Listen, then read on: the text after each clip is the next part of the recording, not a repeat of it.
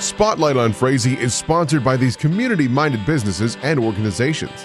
Frazee Family Foods. What a hometown grocery store should be. Friendly staff, family-owned, and a wide variety of groceries to fulfill your needs.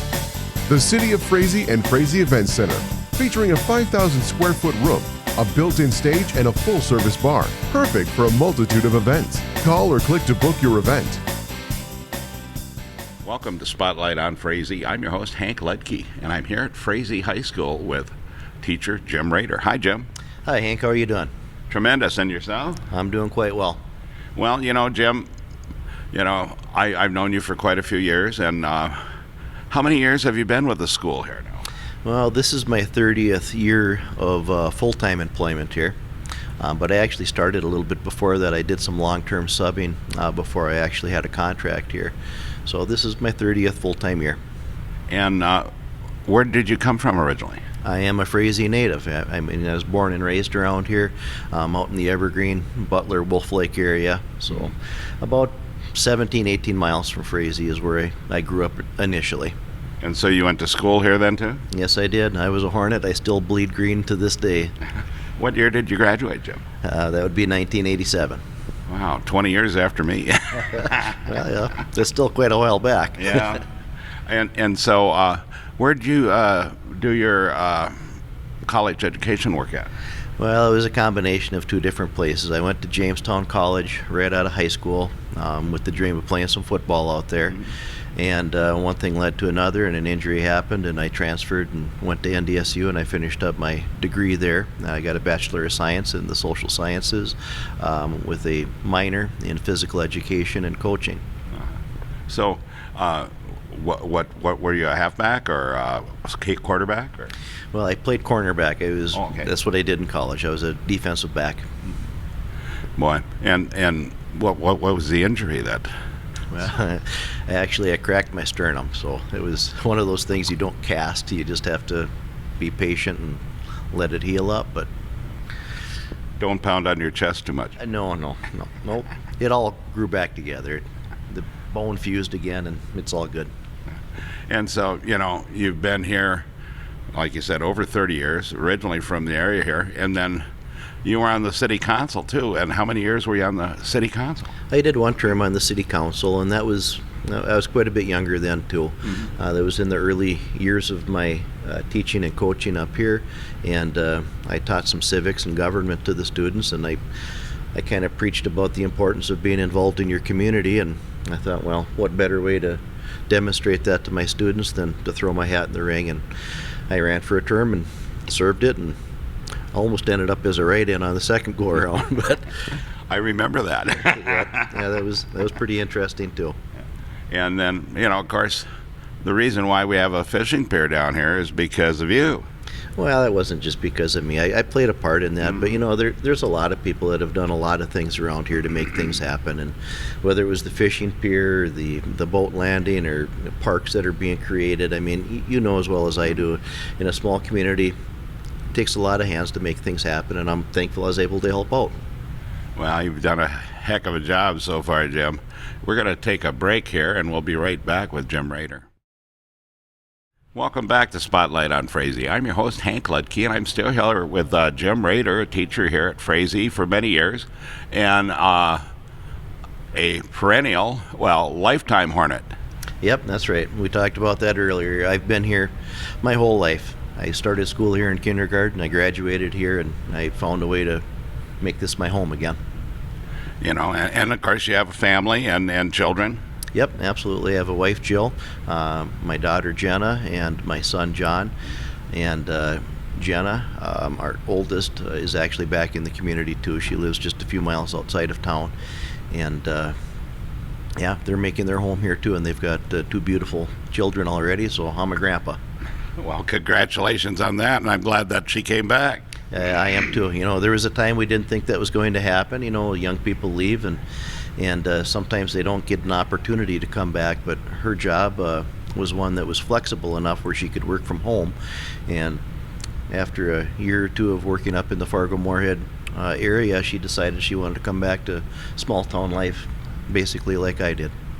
I know myself, I graduated when I was 17, and right after we did the first hang that year for Tony Dretsch out here, and I drove to Chicago, and I'd been there once before, and I went to work. I lied about my age, and I went to work on the docks in Chicago. Yeah.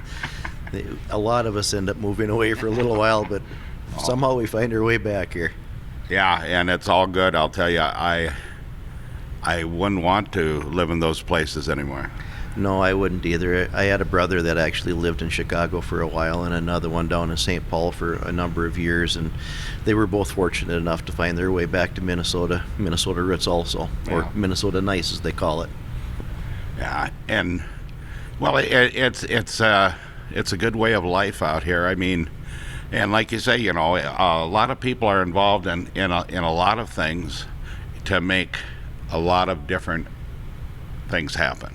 Oh yeah, absolutely. I mean, and I think sometimes in a small town, people, they sell it short, and I don't think they realize how many real positive things are going on.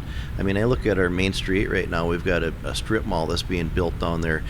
You talk about a major improvement in some of the retail area downtown. That's going to be a tremendous boost, I think, to our community. And there's been numerous examples like that over the years. I mean, I can remember back in the years I was on the council, working with Joe Reaver and Roger Bowe to get their shops set up on the other side of town. And those two businesses are both operating to this day successfully. And there's little examples like that are taking place all the time. Well, and it takes people like you and the community to do that. And so now you're not doing civics anymore, but you're still coaching. Yes, I am. I am still coaching. Civics, no, I am no longer teaching that. I do teach economics yet, but I've been asked to do a slightly different teaching assignment this year. And that's kind of why we're in here, I guess. But I am teaching a couple woodshop classes. There's a basic woods class that I teach, and I also teach the construction trades class. And I've got some background in the construction trades, and I was able to offer my services when the district was in need, and hopefully it'll work out well for the kids. Well, I'm really glad that you could do this transition for the kids, because this to me is very important to learn these things if you want to. The building trades are something. Just look at all the building that seems to be happening around the area right now, and we need people that can do that. Oh yeah, absolutely. And if you see in the background, there's a miniature structure back there that the students are working on right now. It's a great opportunity for them to learn some of the basics of residential construction, because there's so many job opportunities that are available there. And that's not just the construction portion of it either. I do have plans to bring in Frazee Electric and a couple of our local HVAC people and some plumbers to talk to the kids about those construction trades as well, because there's great opportunities there too. Well, and I know, especially with the electric, the codes have all changed over the years. I mean, and I look at when I first started remodeling my old house, and all that stuff was had these like porcelain tubes and this old wire. Yeah, the old knob and tube wiring. I ran into that a few times when I was in high school and college. I actually worked for Zitzau Electric out of Vergas, and I was pretty fortunate. I got a number of years as an apprentice there, and I kind of saw that side of the trade industry too, and as a great careers. Well, Jim, it's really great here now. So you're going to coach track too, and now do you do cross country too then, or? No, I do not. I was primarily a football coach, but I have been coaching track since the early days, even before I started as a teacher here.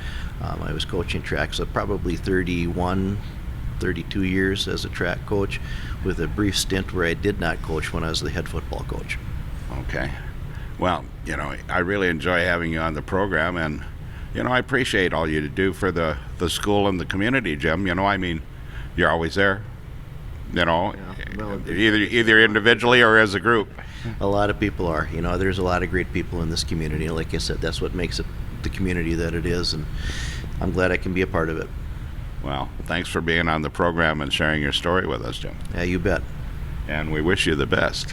Thank you. So, remember, pet the dog, hug the kids, kiss the wife, and wave at the neighbor. The next person you wave at could be your next best friend. and we will catch you next week on Spotlight on Frazee.